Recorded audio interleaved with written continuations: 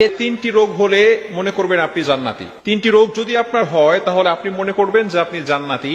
কেন অনেক সময় দেখা যাচ্ছে যে আমরা রোগ হলে হতাশ হয়ে যাই, আমরা নিরাশ হয়ে যাই যে আল্লাহ পাক রব্বুল আলামিন শুধু আমাকেই দেখে, এত রোগ আমার, একের পর এক রোগ আসতেছে, একের পর এক অসুস্থতা বেড়েই যাচ্ছে। অনেক সময় দেখা যাচ্ছে যে আমরা আল্লাহ তাআলার উপর অভিযোগ করে বসি। খবরদার, এটা কখনো করা যাবে না। অসুস্থতা হচ্ছে আল্লাহ তাআলার সবচেয়ে বড় একটি নিয়ামত।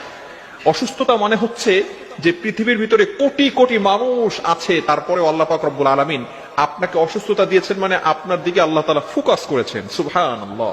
অবশ্যই আপনাকে স্মরণ রাখতে হবে যে অসুস্থতা বিপদ মানে হচ্ছে আল্লাহ পাক রব্বুল আলামিন আপনাকে খুশি হয়ে দিচ্ছেন। কিন্তু অনেক সময় বান্দা এটাকে খুশি মনে নেয় না, বান্দা আল্লাহর প্রতি নারাজ হয়ে যান, বান্দা আল্লাহর প্রতি অসন্তুষ্ট হয়ে যায়, অভিযোগ করতে থাকে।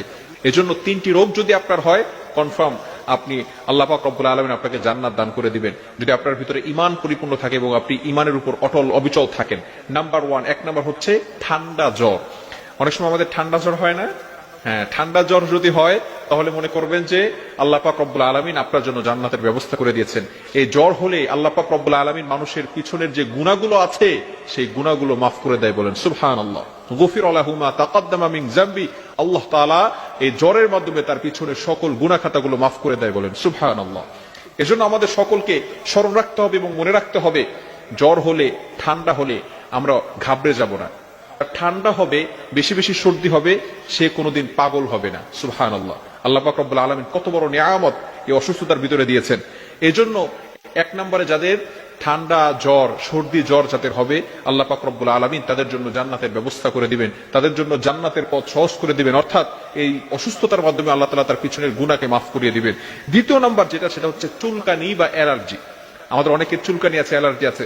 আমরা অসন্তুষ্ট হয়ে যাই যে আমার শরীরে কেন এত চুলকানি, আমার শরীরে কেন এত অ্যালার্জি। আমরা অনেক সময় এভাবে বলে থাকি, নো, এটা করা যাবে না।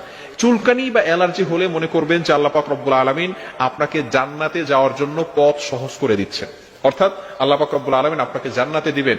যাদের চুলকানি বা অ্যালার্জি হয়, বর্তমান চিকিৎসা বিজ্ঞান বলছে যাদের অ্যালার্জি আছে অথবা চুলকানি আছে তাদের কখনো কুষ্ঠরোগ হবে না। সুবহানাল্লাহ। শুধু তাই না, তাদের কখনো শ্বেত রোগ হবে না। সুবহানাল্লাহ। এজন্য চুলকানি অ্যালার্জি যাদের থাকবে, আল্লাহ পাক রব্বুল আলামিন তাদের জন্য জান্নাতের ব্যবস্থা করে দিয়েছেন।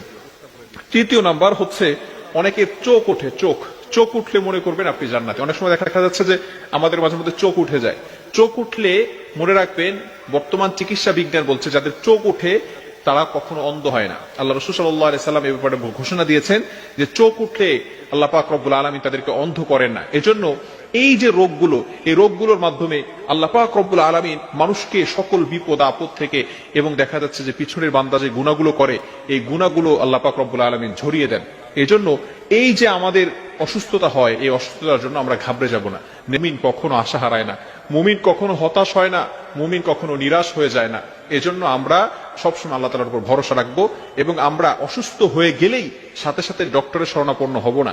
আমরা দু একদিন ওয়েট করি, আমরা আল্লাহ তাআলার উপর সন্তুষ্ট থাকি, এরপরে আল্লাহ পাক রব্বুল আলামিনের যে ওসিলা দিয়েছেন যে হ্যাঁ ওষুধ খাওয়া যাবে, এটা খাওয়া সুন্নাহ, এরপরে আমরা ডক্টরের শরণাপন্ন হব। আল্লাহ তাআলা আমাদের সকলকে এগুলো বুঝে আমল করার তৌফিক দান করেন।